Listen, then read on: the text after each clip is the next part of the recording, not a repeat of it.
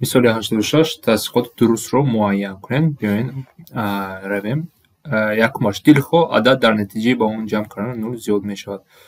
Адади дилхоҳро мо медонем ки албатта ки нодуруст аст. Ба адади дилхоҳ масалан 10 гирем нолро ҷамъ кунем, ин вақт ба 10 иваз намешавад, зиёд намешавад ё кам намешавад. Дуруст? Барои ҳамин ин хато аст. Дилхоҳ адар дар натиҷаи аз он тарк кардани нул кам мешавад, албатта ки инам хато аст. Масалан 10 минуси 0 боз 10 аст. 0 ягон таъсир намекунад, кам намешавад. Ин ҳам хато аст. Суммаи ду адади муқобил ба 0 баробар аст. Ин дуруст аст. Чӣ ки мо медонем ду адади ба ҳам муқобил масалан 10 ва минуси 10 ин ҳам вақт ба 0 баробар аст. Лекин дар инҷо ки ба 0 баробар нест мегӯяд, ин хато аст. Ҳамон вақт ба 0 баробар аст. 0 аз дилхоҳ адади манфӣ калон аст. Ин дуруст аст. 0 ҳамон вақт аз ададҳои манфӣ калон мебошад. Масалан минуси 5 0 ҳамон вақт калон аст. Барои ҳамин дуруст аст. Д.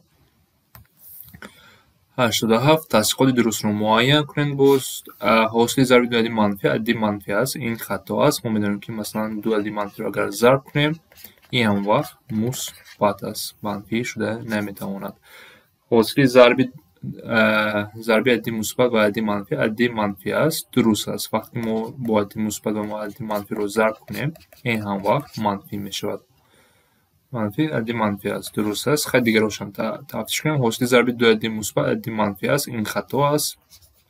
ду мусбат ҳамон вақт мусбатро медиҳад, манфӣ шуда намедиҳад. ҳосили зарби адади манфӣ адади мусбат ба адади мусбат ин ҳам хато аст. Ин ҳам вақт манфӣ аст. Барои ҷавобаш Б мешавад. Мисоли 88 тасдиқоти нодурустро муайян кунед. Дар инҷо нодуруст яъне сета дуруст мешавад, якта нодуруст мешавад. Онҳоро бояд ёбем. Ададҳои бутуни тоқ ба се бебақия тақсим мешавад. Адади бутуни тоқ ба се бебақия тақсим мешавад. Оё ин дуруст аст? Хато аст. Мо медонем ки чӣ? Масалан 7. Ин 7 тоқ аст. Ба се агар тақсим кунем, ин чӣ мешавад? Ду бутун ва як бақия мешавад. Як бақия мемонад. Яъне бо бақия тақсим, бебақия тақсим шуда наметавонад. Нодуруст, яъне ин нодуруст аст. Ёфтем. Хай дигарошам тафтиш кунем. Ададҳои бутуни ҷуфт ба ду бебақия тақсим мешаванд. Ин дуруст аст. Барои ин ҷавоби мо шуда наметавонад. Ададҳои бутуни бо 0 тамомшаванда ба 10 бебақия тақсим мешавад. Ҳам дуруст. Масалан 10, 20, 30, 40 амихагара. Инҳо ҳамашон ба 10 бебақия тақсим мешаванд. Вақти ба 0. Яъне ин ҳам дуруст аст. ҷавоби мо шуда наметавонад. Ададҳои бутуни ба 6 бебақия тақсим ба 3 бебақия низ тақсим мешаванд. Ин ҳам дуруст аст. Чунки ададҳое ки адад 6ро тақсим мекунад, хуб тафтиш карда метавонем. Масалан 6, 12, 18, 24, 30, 36 ба мехе раванд. Ҳамаш ҳам 3 тақсим мекунад. Чунки дар таркиби 6 ин зарби 2 ва 3 ҳам ҳаст. Барои ҳамин ба 3 ҳам бебақия тақсим мешавад. Ин ҳам дуруст аст. ҷавоби мо А мешавад. 89 тақдиқоти нодурустро муайян кунед. Яъне дар инҷо чӣ маъно дорад? Сета дуруст аст, якта хато аст. ҳамон тақдиқотро бояд муайян кунем. Ададҳои натурали бо 5 тамомшаванда ба 5 бебақия тақсим мешавад. Ин дуруст аст. ҳамаи ададҳое ки бо 5 тамом мешаванд, масалан чи аст? 15, 25, 35.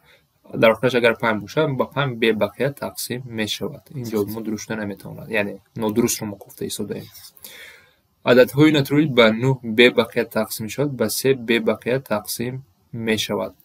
9 масалан кадом ададҳо бебақия тақсим мекунад? Масалан 9, 18, 27, 36, 45, 54, 63, 72. ин ададҳо ҳам 3 бебақия тақсим мешаванд. бо ададҳо рафта метавонед. ин ҳам дуруст аст. ҷавоби мо шуда метавонад. ададҳои натурали ба 6 тамомшаванда ба 6 бебақия тақсим мешаванд. ба 6 тамомшаванда масалан чӣ шунад? 16.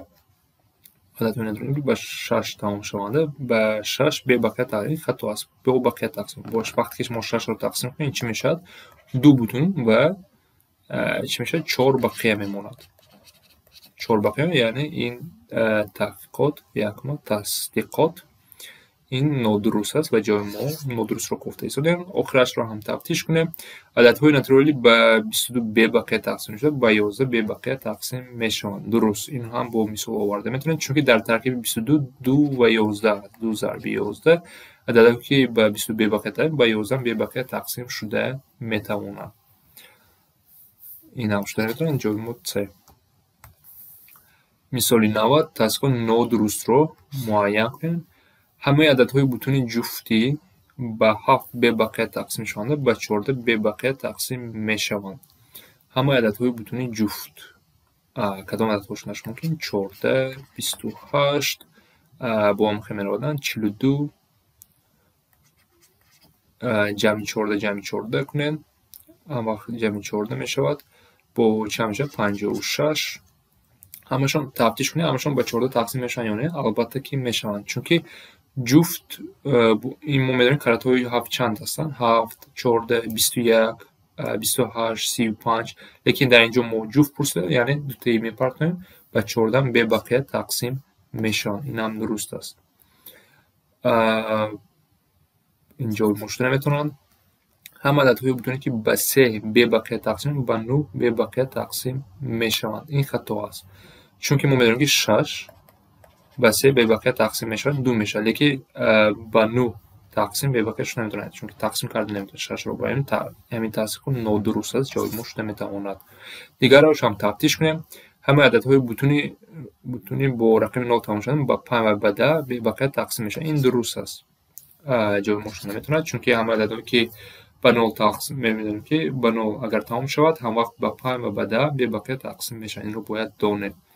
تقسیم کننده با 5 ده همه عددهای بتونیم با 4 به بقیه تقسیم با 2 به بقیه تقسیم میشه. این هم درست، چون که در ترکیب 4 2 هست، 2 تا 2 است. اگر یک عدد رو 4 به بقیه تقسیم اون عدد رو هم 2 هم تقسیم کرده میتونه، یعنی اگر 4 و عدد رو زده تواند 2 هم زده میتونه. میخواد اگر فکر کنه کرده میتونه.